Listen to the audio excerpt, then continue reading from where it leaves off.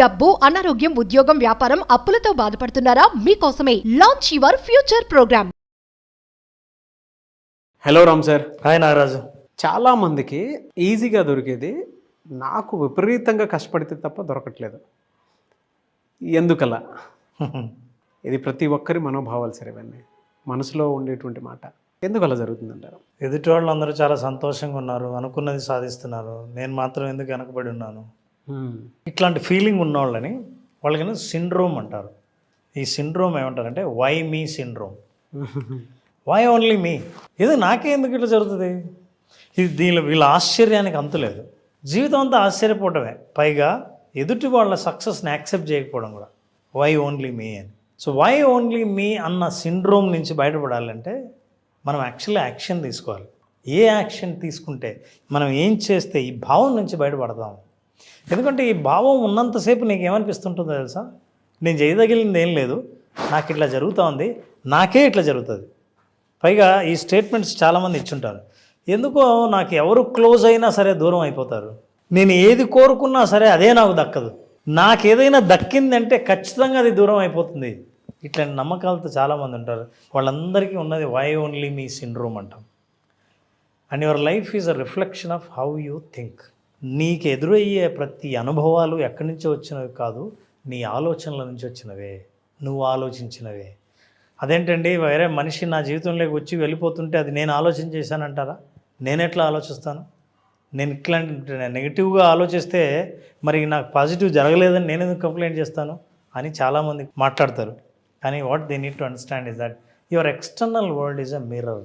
జాగ్రత్తగా గమనిస్తే నీ మనస్సు లోపల ఉన్న నీ ఆలోచనలు, నమ్మకాల యొక్క ప్రతిబింబమే బయట ప్రపంచం. అంటే ప్రతిసారి బయట ప్రపంచం మీకు ఏం చెప్తుందంటే, మీరు ఏం నమ్ముతారో ప్రతిసారి దాన్ని ప్రూవ్ చేస్తూ ఉంటుంది. మీకు ఎదురయ్యే అనుభవాలు, చేదు అనుభవాలు కానీ మంచి అనుభవాలు కానీ, అది మీరు నమ్ముతున్నారు కాబట్టి మీకు అది కనిపిస్తోంది. ఉదాహరణకి ఈ ప్రపంచం అంత పెద్ద 3D వరల్డ్ అనుకుందాం. 3Dలో నువ్వు చూసే దృశ్యం ఏంటంటే ఎక్కడిదో కాదు, ఇక్కడి నుంచి వచ్చిన దాన్ని ప్రొజెక్ట్ చేస్తే చూస్తున్నదే ప్రపంచం నువ్వు చుట్టూ చూస్తున్నావు. సో ఈ దృశ్యం ఎక్కడి నుంచి వచ్చింది? లోపల నుంచి వచ్చింది, మనకు తెలియదు అది. సో లోపల పిక్చర్ మారితే ప్రొజెక్షన్ మారిపోతుంది. ప్రొజెక్షన్ మారాలంటే లోపల పిక్చర్ మారాలి. పిక్చర్ మారాలి అని అంటే నీ నమ్మకాలు మారాలి. ఏం నమ్మకాలు మారాలి? Life is showing you back your deepest core beliefs. నీకు లోపల సబ్కాన్షియస్లో ఉన్న కోర్ బిలీఫ్స్ని అది ప్రొజెక్ట్ చేస్తూ ఉంది. ఎట్లా ప్రొజెక్ట్ చేస్తుంది? నా లోపల బిలీఫ్స్ని ఎట్లా కనపడుతున్నాయి? ఉదాహరణకి ఒక కేసు తీసుకుందాం. For example, A person who is a unsecured person. వాడికి మనిషి తనకు కూడా ఇన్సెక్యూరిటీ ఈజ్ వెరీ స్ట్రాంగ్, అంటే అభద్రతా భావం ఉంటుంది అనుకుందాం. తన గురించే మనిషి అట్లా కూర్చొని ఉంటాడు. Insecure people they attract the same conditions. ఎట్లా అంటే బయటకు వెళ్ళినప్పుడు తన అభద్రత ఫీల్ అవుతుంటాడు కదా, ఎవరి పట్ల ఏ కండిషన్స్ పట్ల అభద్రత ఫీల్ అవుతున్నాడో అతనికి అవే పరిస్థితులు ఎదురవుతుంటాయి. యాక్చువల్గా అది ఎదురవ్వాల, ఇతని మైండ్ జరిగే ప్రతి సంఘటనలో తనకు లోపల ఉన్న అభద్రతని చూసేటట్టు చేస్తున్నాయి. అవును. అంటే ఎవరు చూసినా అరే వీడి వల్ల డేంజర్ ఏమో, వీడు అందుకే వచ్చాడేమో, వీడిని డీల్ చేయాల్సిన అవసరం ఉంది. నీ భయమే ప్రతి మనిషిని చూసే పద్ధతి కూడా మారిపోతుంది. చూసే పద్ధతి ఎప్పుడు మారిందో మాట్లాడే పద్ధతి మారుతుంది. మాట్లాడే పద్ధతి ఎప్పుడు మారుతుందో ఫలితాలు మారిపోయాయి. ఫలితాలు మారిపోయాయో నీ జీవితం మారిందని. సో నీ లైఫ్ నువ్వు అనుకున్నట్టుగా ఉండకపోవడానికి కారణం నువ్వే అనే విషయం తెలుసుకోవాలి. ఇది ఓన్లీ రిఫ్లెక్షన్. ప్రతిసారి మనం కన్ఫర్మేషన్ కోసం చూస్తాం. నేను నమ్మింది కరెక్ట్, అందుకే ఇది అవుతుంది, నేను అనుకున్నా. ఇట్లాంటివన్నీ confirmations. Look at this. What I say is that when you pray for strength, చూడండి ఎట్లా జరుగుతుంది. దేవుణ్ణి నువ్వు ప్రార్థన చేస్తే నాకు బలాన్ని ఇయ్యి అని అంటే బలం ఇస్తాడు. ఎట్లా ఇస్తాడో తెలుసా?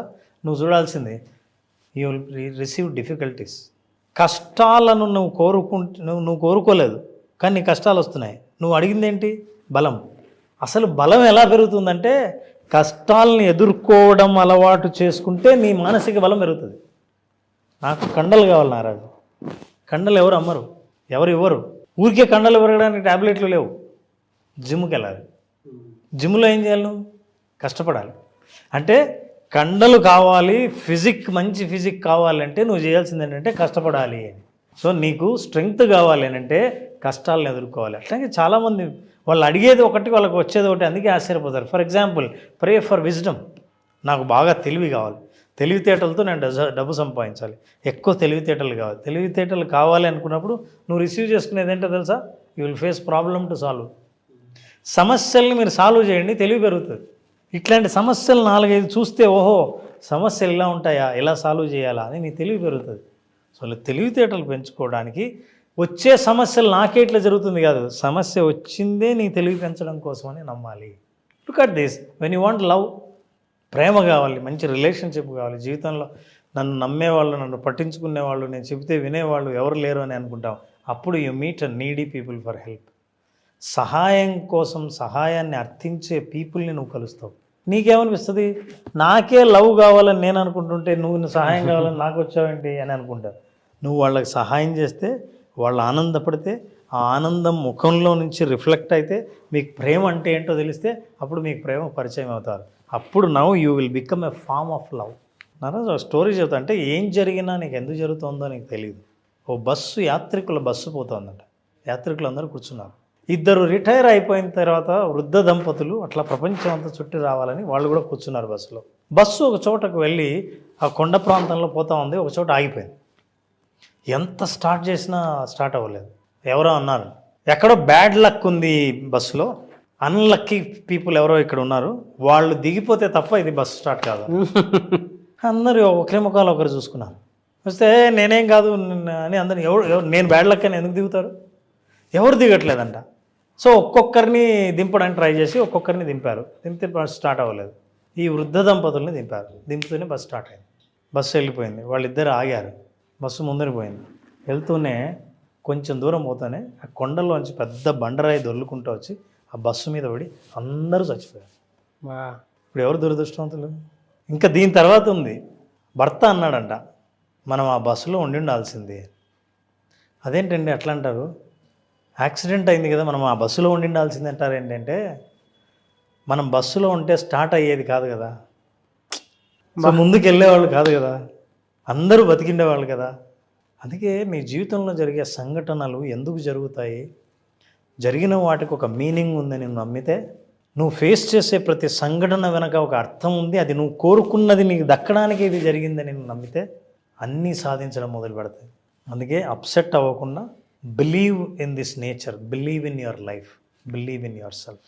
సో వాళ్ళని చూసినప్పుడు ఎంత అద్భుతంగా జీవితాన్ని ఒక మెసేజ్ ఇచ్చారు అనిపిస్తుంది. అందుకే what I'm saying is that accept everything. మీ దారిలో, మీ మార్గంలో వచ్చే ప్రతి దాన్ని ఎప్పుడైతే యాక్సెప్ట్ చేయడం మొదలు పెడతావో, everything becomes your own assets.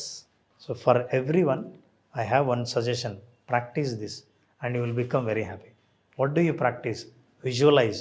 ఈ ఒక్క సెంటెన్స్ని అందరూ నేర్చుకుని, ఈ ఒక్క సెంటెన్స్ నారాజు మోస్ట్ ఇంపార్టెంట్. ఈ వీడియోని మీరు ఆఫ్ చేసైనా సరే ఒక్కసారి టైప్ చేయండి కామెంట్స్లో. Simple thing. ఇది ఎప్పుడు టైప్ చేశారో చేసినప్పటి నుంచి ఆ రోజే గమనించండి, మీ రోజులో మార్పు రాకపోతే అడగండి. I accept all blessings, opportunities, challenges.